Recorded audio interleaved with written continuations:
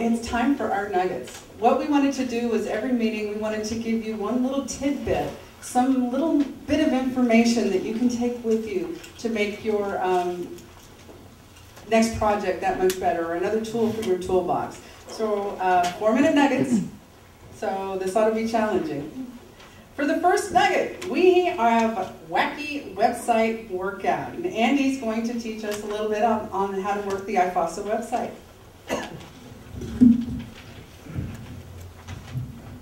Welcome to Wacky Website Workouts. Okay, everybody stretch and bend. Okay, today we're going to actually cover something that's kind of important for the website, and that is logging in.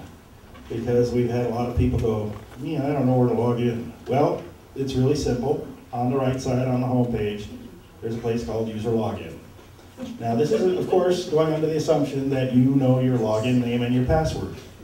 If you do not know your password or have forgotten your password, and I know some of you are going, well, I don't even know my login name. We'll get to that in a second. But if you do know your login name and you don't remember your password, just click on Request New Password and then enter in either your email address that we have on record or your username.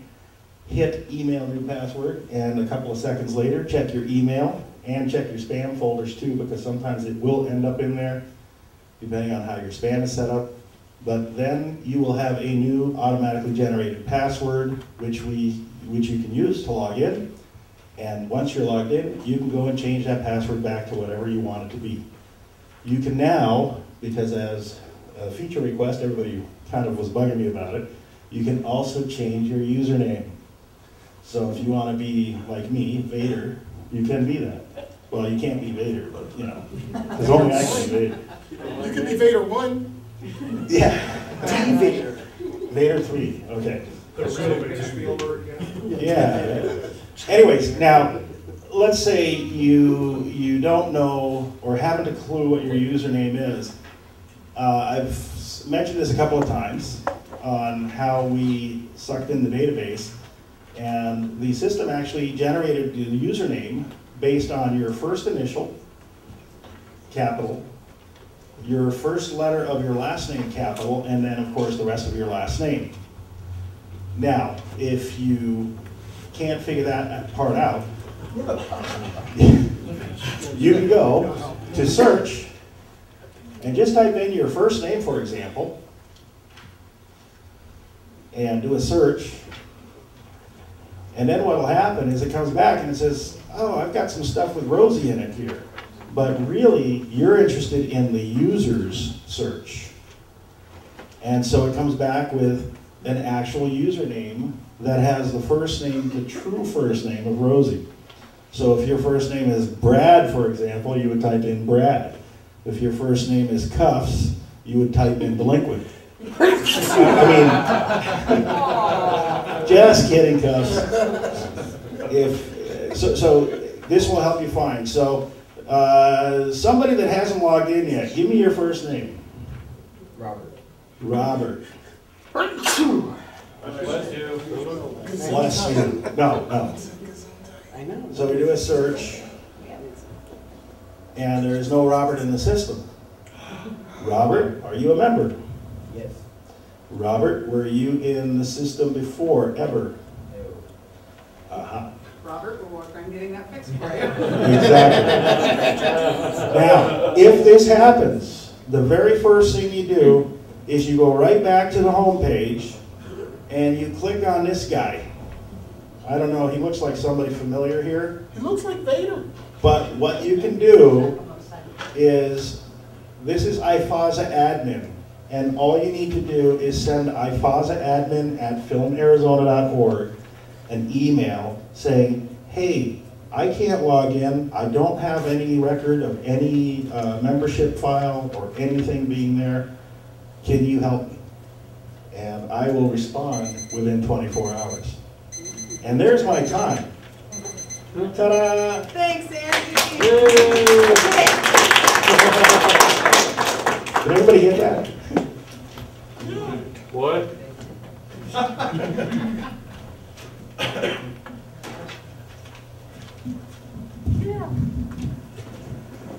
Okay, our next nugget, this old grip.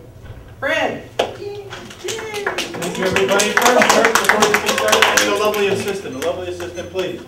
My goal was set by Rosie to come up with lighting tricks for less than $50. Okay, I guess I won't have a lovely assistant. I don't see your hands. All right.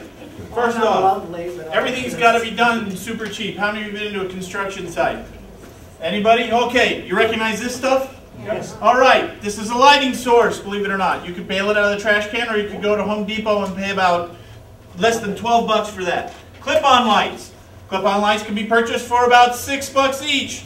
The light bulbs themselves vary in price. There's another 3 bucks, and then for a 300 watt, you can spend about 10 bucks.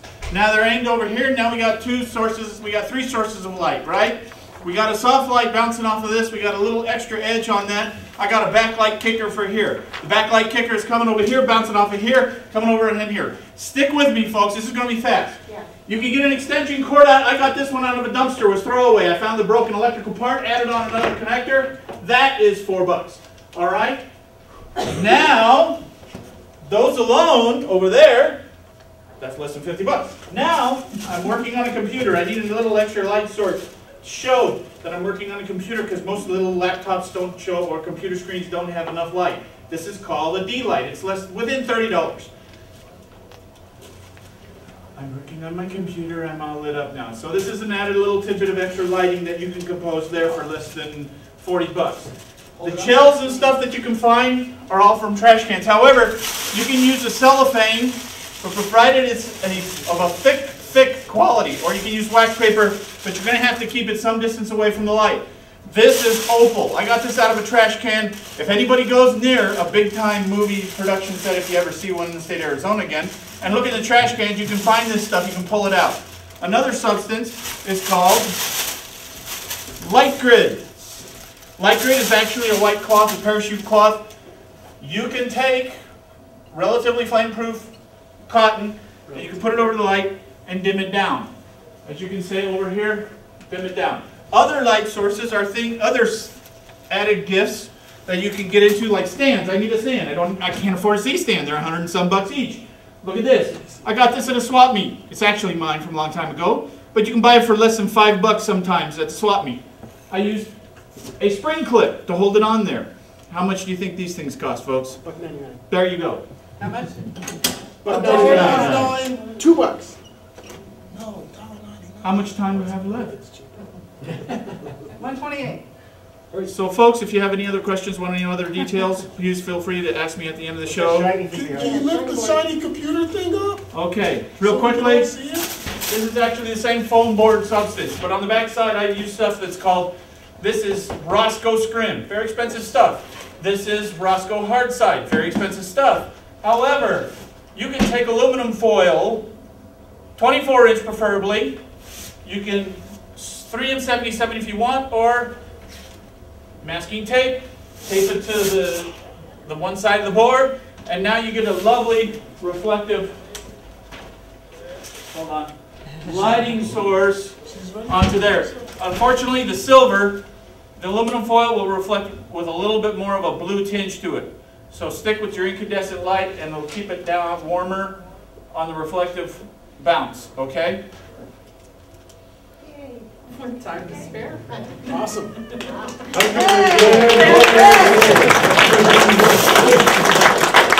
Hey! Fred, would you hold up this other light that people want to see that? This has, now guys, I cheat in the aspect of, I go out and color temperature the lighting instruments, or the pieces I need to create the lighting effect I need. I cheated here. This has a standard fluorescent light bulb in it, which will be 30, it's almost 5,000 degrees. It's a little on the bluish green side. So I put magenta. This is quarter plus magenta with opal on the front of it. Okay, the light is 39 bucks at Ace Hardware. You're not going to find this one at Home Depot. All right. You look around, you find these little things, and you can use that stuff. Thank you, Fred. So there you go. And any other details or anything, talk to me afterwards. Thank you, guys. Okay, our last nugget is Robert Linden, who's going to fall for acting. He's going to show us how to fall safely. He's Superman. Alright guys, if you're going to do a movie that involves stunt work, that involves falling in any type of way, you have to learn how to fall, you have to know how to fall, otherwise you're going to not be able to walk away. So I'm going to show you how to fall safely and correctly, just so you can protect yourself. For instance, if you're going to shoot a fighting scene and somebody takes a back fall, and I'm going to teach you also how to make it look good. Instead of falling like this, which makes it look really sad, okay, you want to throw yourself back, well, when you hit the ground, brace yourself here, someone hits you, bam, just like that, okay? Safe way to fall is to smack, because your arms take the full impact of it. Okay, also front way, same thing. If you're falling forward, don't land on your knees. Okay, you want to avoid that if you're not wearing knee pads. Safe thing to do is wear knee pads. So when you fall forward, same thing. Okay, land with your arms, turn your head to the side. Bite down on your teeth so you won't bite your tongue. Okay? Wow. That's with every type of fall. You need to bite down on your tongue, tuck your head into your chin, tuck your chin into your chest. With anything, otherwise you're going to snap your neck, and I've been there before and it sucks. Okay. So, you know, I'm good? Okay. Now there's high risk falls that I teach you how to do, and if you want to do these, same principle with, like I said, with everything. I need a volunteer real quick. I'll volunteer. Okay, come here. Okay, so he's in the way. What I'm gonna have him do is I'm gonna have him hit me, step to the side a little bit, with what we call the clothesline. Okay? Now this is a higher risk fall, and watch the same principle. Okay, ready? Go ahead. Fast, slow. Yeah, just go ahead. Boom, he hits me this way, okay? Now watch how I fall. Boom, okay? That way. Alright? Do it again. So this time, high risk falls, when he hits me, I would twist myself into the air. Okay? High risk for the fact that I can fall on my neck, but I'm going to show it to you in slow motion, okay? He's gonna fall in slow. So what's going to look like is we're going to come, boom, here. I'm going to flip. Go ahead and get out the way. Now what the flip is, oh Lord. Wow. Boom. Yeah. Okay? Get out. Alright, thank you. The Matrix.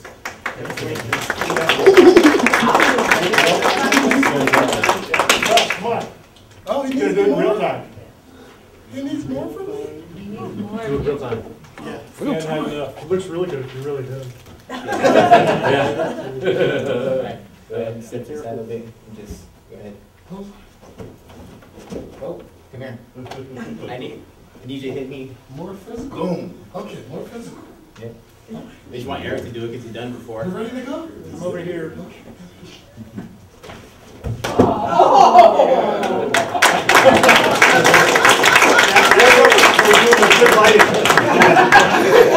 Right?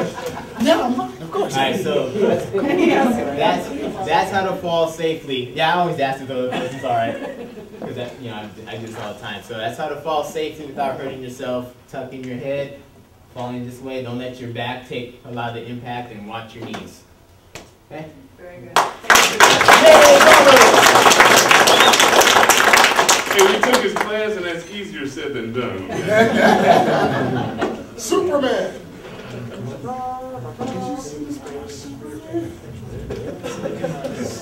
Okay, the next gem is a commercial by Hyundai. It was shot here in town using a lot of IFASA members. Wow. I'm not in that commercial. Okay, guys, it is my absolute honor to welcome our guest speaker for the night. Access Tucson's